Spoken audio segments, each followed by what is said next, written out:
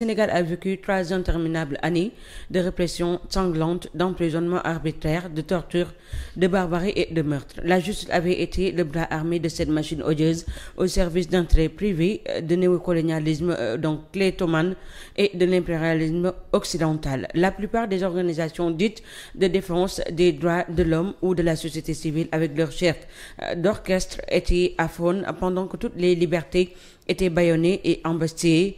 Le peuple sénégalais ayant pris son destin en main était parvenu avec le soutien, la participation active et indéfectible des panafricains à renverser les tortionnaires, et c'est ainsi que la jeunesse sénégalaise enfanta dans la douleur une révolution inédite et encore inconnue de la science politique. L'histoire enseigne que toute révolution est un danger par l'absence de prise immédiate de mesures radicales devant éradiquer l'ancien par le remplacement pour le nouveau système qui ne peut éclore avec les survivances du passé. Le maintien de l'ordre ancien avec les remplacements timides d'hommes non essentiels est un danger permanent auquel il urge de remédier. Faute de quoi, l'expérience sénégalaise sera un désastre au lieu de servir d'exemple catalyseur vers la construction d'États véritables, indépendants et souverains. Toujours avec la justice Tonton Fall. Le 30 septembre. Oui. 2023 laa bind roi du Maroc. 30 septembre tey mën naa ko wax. oui ndax passé na. bëgguma li may wax li may def ma di ko wax ak la ma doon def ma di ko wax. oui parce que su ma ko defee day mel day bàkku. am na ñu bari ñu ko yëg nag. Le 30 septembre 2023 laa bind le roi du Maroc. oui ne ko relation Maroc ak Sénégal toll na foo xam ni te Macky Sall sa xarit la. wax ko mu génne Diomaye ak Sonko ndax su leen génnewul su dëkk bi tàkkee Sénégal dina am problème mais Maroc ci ëpp problème. d'accord. dama ni. oui. di may dégg am na ñu bari nag yooyu yëg tey mën nañ ko wax. parce que yooyu yëpp paas na tey comme ñu ngi revenir Macky Sall ma nga Maroc toog. la ma ko waxoon am na la ma waxoon roi bi am na man maa bind rek roi bi. c'est les adresse une correspondance argumentée. ni ko relation bi Maroc ak Sénégal am. oui. Macky Sall jëru ko wax ko te yow sa xarit la wax ko mu génn Diomaye ak Sonko su leen génnewul bu dëkk bi tàkkee lu fi Maroc am dina yàqu. loolu c'était en 2023. 2023. laata dara di xew. bari dama ni non boobu dara am na boobu gaa ngi ci kaso bi. d'accord. kenn du ko contesté bi ma koy wax fii wax yombul bi may bind Maroc bi may bind roi du Maroc wax yombul avec accusé de réception. dama ni. oui. ambassadeur baa ngi fii deewagul toxagul. ma ni ko soo ko leen boo waxul sa xarit mu génn leen ndax ñëpp xam ne Macky Sall sa xarit la bañ na ba am na kër sa réew loolu laa ko wax bind naa ko mi ngi ci lettre bi wax ko mu bàyyi leen. ndax bu leen bàyyiwul bu dëkk bi tàkkee dëgg. dëkk bi tàkk na. mais bu tàkkee dëgg. mooy ñu compter ñoom ñu nekk kaso bi bañ a dem élection. bàyyi leen ñu génn. que le meilleur gagne comme moom du candidat. kenn du ko contesté pourtant lettre boobu dama ko amplier Macky Sall boobu tey nag ku ne mën naa wax. oui. la amoon démb ak tey moo fi nekk ba tey. gis nga maître Clédor mii ni wax nii. oui. jar naa jàng am na ci njàngat parce que on a un problème de l'administration. on a un problème de l'administration foofu lay waxee tudd na ko. xam ne bu obstacle amee yaa may dégg. pakk yi. administration moo indi pakk yi parce que administration bi wax dëgg yàlla décret Macky Sall moo li fi bàyyi woon certains d'eux. d'accord décret boo li fi bàyyi woon sentiment yi am ci Macky Sall moo jeexagul ci ñoom ba tey. oui. conduite à tenir quand du article 45 rek ñun ñoo ko yor xanaa Diomaye ko yor. confirmé par Ousmane Sonko. verbe cité complément nga nommé verbe cité nga dégommé ñu téye poste ci ba nëgë ni tout est bloqué waxal am FMI indi Sénégal am Banque mondiale indi Sénégal. am Macky Sall indi Sonko am Diomaye indi Sonko léegi dugal nit ci ma jambal Diagne ba léegi jël benn raada gargot comme ma Pape Malick dugal ko ci biir ba fii laa toog ba Macky Sall nommé Pape Malick Ndour laa ni ma ngay yokk xeex bi parce que. c'est un gueuleur. il sait absolument rien du tout mais waxkat la te lu wax c'est hors de portée de la vérité. waaye char yooyu booy xeex ak ñoom am na ñu war a xeex ak ñoom teg ko ci dëgg rek mettre un état de rigueur teg ko ci dëgg. d'accord lii ñu def nii ping pong bii ñuy def nii di dem di wax kii démb Macky Sall démb du Macky Sall la woon bëgg démb du Macky Sall la woon démb kan la Pape Malick tey kan la ma jambal. su ma ñu génnee keneen xam nga bëgg démb la ñu marche samedi la ñu marche ci Farba Ngom bëgg démb ñu marche ci nu mu tëddi ci denrées yu cher. te ñoom rek ñoo fa nekkoon waaw bu ñuy marche ci denrées yu cher lu ci yoonu opposant am déet nañu bàyyi cher sur mu dem marche ko ak citoyen bu mu neex ku mel ni man mën naa fa dem.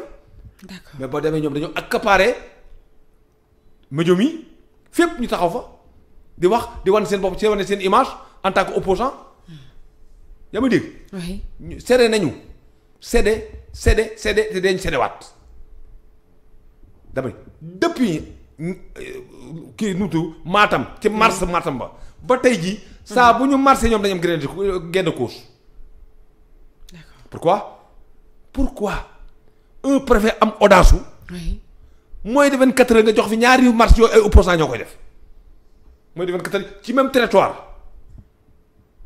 foo ko mos a gisee musul am 1960 mën nga musul am un préfet jël fitam am fulla ak faydaam autorisé ñaari marche moins de 24 heures yóbbu fa police ak gendarmerie police bi nga xam ni leneen la war a liggéey maintien de l'ordre la police war a dama ni encadrer manifestation. taxul ñu karee police. objectif principal police. dama ni c'est de défendre l'intégrité territoriale c'est la sécurité parce que dañu la sécurité c'est la situation là où on a aucun danger à craindre te mu police moo ñu fexe du ñu am danger craindre lu ñuy ragal mais encadrer ay marches. taxul ñu créer police. 2 jours yu tegale cumulé. vendredi et samedi. vendredi samedi ci ngoon vendredi samedi ci ngoon vendredi ci ngoon. samedi ci ngoon mooy de 24 heures.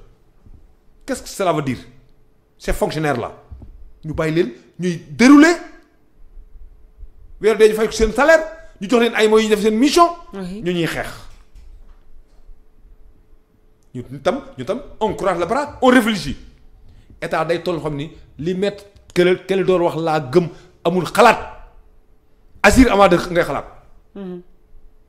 dama ni gis nga en matière de guerre dama dégg. oui guerre stratégie la du la neexee ngay guerre du la neex ngay xalaate. d'accord dafa am ay yoon. on a un commandant opérationnel ak un commandant chef suprême. oui dama dégg dafa leer un commandant en chef et un commandant opérationnel. le commandant opérationnel il fait son rôle temps yi sax gaa ngi koy menacer naan ko waxam ji dafa bari wax ji dafa bari ba temps yi sax waxatul na continuer wax Ousmane na continuer détecter di wax parce que ñu ko war a waxal waxuñu. na continuer wax waxam su waxul dina am problème ñi ko naan noppil bul waxati premier ministre nga ils n'ont rien compris c'est un commandant opérationnel. Diomaye c'est un commandant en chef. man nay xalaat mais ki mooy décider mooy xeex bi. d'accord dafa war a leer. oui moi je suis un militaire. le commandant opérationnel mooy yor guerre mooy gagner guerre. le commandant en chef il donne les moyens de faire la guerre. c'est ça la vérité. oui su ñu nekkee fii nag di xalaat wut ay sentiment ak déglu ñeneen ñi. duñ dem man maa la ko wax su ñu nekkee fii. di seet ay sentiment wala ñu si déglu ñeneen ñi. duñ dem. d'accord. Agir et agir vite. oui. et rassurer la population. alors exactement tonton Fall mu mel ni maître Ciré Clédor daf laa fekk si ci loolee nga xam ne moom ngay wax léegi ndax mu ngi wax ni rek la contre-révolution s'est organisée prête à l'assaut mais à la réaction de l'État ne devrait pas être défensive mais préventive et offensive. Le pouvoir est pris mais il n'est pas pleinement exercé par les artisans de la révolution.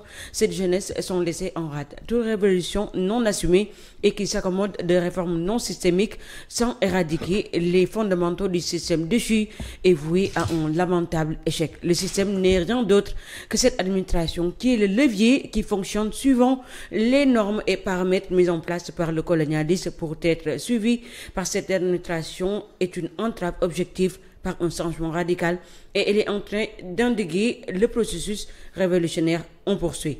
Le système doit être cassé, le pouvoir pleinement exercé et les commandes confiées à ceux qui avaient donné de leur liberté et de leur sang alors qu'il est encore temps et que la contre-révolution se prépare à l'offensive. Certes, des changements en profondeur sont en cours, mais ils devraient être accompagnés par une communication encore déficiente pour être comprise et la cadence doit être davantage accélérée. Le tandem Diomaye-Sonko a l'onction de tout un peuple, la légitimité et la légalité. Ce tandem a le pouvoir, a le devoir et l'obligation de réussite pour le pays. Pour l'Afrique dont le destin se trouve dans une unité organique et fonctionnelle, Sonko et Diomaye sont interpellés. Le peuple sénégalais qui leur a offert le pouvoir n'a pas baissé la garde et fera face à la contre-révolution et à la 5e colonne. Donc, cette dernière partie du texte de Fall, il ressemble plutôt, maanaam day ndróol à une alerte. Day ndróog koo xam ne dañ lay artu. Alerte mettre en garde la. Voilà day ndróog koo xam ne dañ lay artu. waaw mettre en garde. Oui. Je vous dis. Je l'ai mal lu mais je l'ai bien compris. D'accord. parce que dafa idée bi mu yor. c'est sama idée. Je l'ai mal lu mais je l'ai bien compris. C'est ça la vérité. Ba 1980. oui. président bu fi nekk àndoog France te af CEDEAO. France daaneel la. bi ñu demee ba 2019. oui. France commencé am ay problèmes pays commencé échappé. yaa ma dégg. oui. mu am mu ne man bu ñëpp bàyyee ba mu des ñetti pays sama yoon nekku ci bu fi Niger nekkee parce que Iran ñoom bee tax bu fi Sénégal nekkee. parce que man ñooy sama nag bi may dundee. bu fi Côte d'Ivoire nekkee parce que moo may alimenté man naa rek Niger dem Sénégal war a dem ñu ni kat bu Macky Sall demee ak consulam Sénégal day dem nous ferons en sorte que bu Macky Sall demee sax dina sekkelu Macky Sall dina fi des. D'accord. C'est ça la situation. oui. kon xeex bi yemul ci Sénégal ak opposant Sénégal yi France da cee bokk parce que France bokkul ñàkk Sénégal. feek Macky Sall gi ci am droit ak ñi ànd ak Macky Sall gi am doole ci France Sénégal France di am yaakaar. vous avez bien compris. oui. c'est ça la situation. lii Maître Ciré wax tey sénégalais bu ku bëgg Sénégal. war nga ci xool. gëm woon demi mesure laa gëmul. on est où on l'est pas. on l'est ou on l'est pas. on est ou on l'est pas. man loolu laa gëm. da nga cee nekk ba nga bañ caa dama ciy nekk wala ma ciy nekk. oui. man gëmuma demi mesure. képp koo xam nag am nga gis-gis ci réew mi laa wax. gis liy raam nga xam liy raam ci ñag bi la dëgg jëm te jëloo sa jaas taxul diggante ak ñag bi problème mën na am man du ma waxantu lu ma wax am naa fu ma ko teg waxu Pape Malick Ndour bii ku ko xeeb parce que xamoo kuy Macky Sall xamoo li Macky Sall capable xamoo li Macky Sall man xamoo ko xam nga man tey bu ya dara amee man ña jëkk a dem kaso ci lay bokk man laax man gëm naa ni su dara amul ci réew mi tey ñay jëkk a rey wala ñu jëkk a dem kaso man ci lay bokk parce que je suis ciblé parce que ñoom xam nañu man ban genre la. xam ne seen recul pas devant les faits accomplis su dara amul ci réew mi tey ñay jëkk a dee ak ñi jëkk a jàpp man Fall Maaw ci lay bokk kon je me suis déjà sacrifié te loolu laa gëm naa ni fekk maa ngi bët a ngi set su ma tëddee balaa bët a set mën naa fee dee maanaam bu xëy ma xëy mën naa dee man gëm naa ko dama ko gëm parce que loolu laay dund nekkatuma fi uniquement pour mes propres intérêts dama bëgg réew mi dox à tout prix te foofu nag laay xaar Diomaye xaar fi Sonko xaar fi keneen ak feneen man je suis un homme déjà sacrifié. li ma war a wax naa ko li ma war a def naa ko bañ nañ ko sax bu ñu may gis ñoom dañu naan kii moo ñu daaneel kii moo ñu yàqal.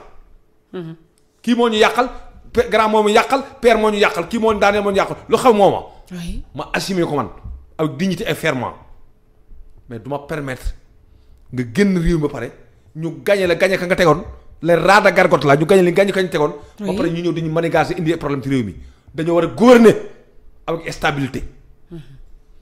képp ku bëgg réew mi avec stabilité il faut nga sacrifier sa bopp. parce que guro gu sànq moom da nga koy dindi ci pañe guro bi sànni. à tout prix. guro bu sànq génneel ci pañe bi sànni. soo ko deful di nga toog ba yaa ngi ubbi sa pañe bi lépp sànq. d'accord li ma wax dama am fu ma ko gëm. te dama am fu ma ko teg man Fall Maou dama waxantu. je demande poliment et bellement. ñu déglu waxu maître Ciré bi bu baax xoolaat ko te bañ cee jël benn état d'âme analyser ko systématiquement. c'est un argument tellement solide il n'est pas un argument précaire képp ku bëgg réew mi. soo ko dégloo li mu wax nii nga xam ne kilifa moo wax daa bari lu mu fekkee nag. maître waaw daa bari lu mu fekk ci réew mi. d'accord teel fee nekk responsable position bi mu yoroon may ko lu bari lu mu war a xam. kon su waxee rek am fu mu ko teg.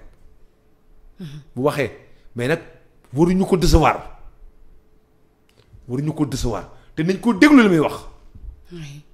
dañ ko déglu te topp li muy wax ba xam-xam mooy yàgg fekke te jàpp moom yàgg naa fekke am na xam-xam tamit ngi jàpp. lu ne fekke na ko fi. ñun ñi am na lu ñu fi fekkee même bu ñu fekkee lu bari am na lu ñu fi fekkee te lu ñu fi gis nañ ko fi. kon du ñu nangu ku xam Macky Sall. ni mu xeexee Ablaye Wade ba tëral ko ba tëj doom génne ko réew mi ba tey yi doom ñu mënta réew mi di ko ci réew mi loolu kon ñun on est trop petit par rapport ak Ablaye Wade yaa ma dégg. kon ñoo war a jël suñuy responsabilité. un état de rigueur dañu war a montrer Sénégalais yi pas d'autre chose voilà. mu ngi noonu bu ko defee rek amee internet ñu jaaraat leen bu baax a baax te di leen wax ne rek ñu daal di like te partager mu gën a yaatu donc.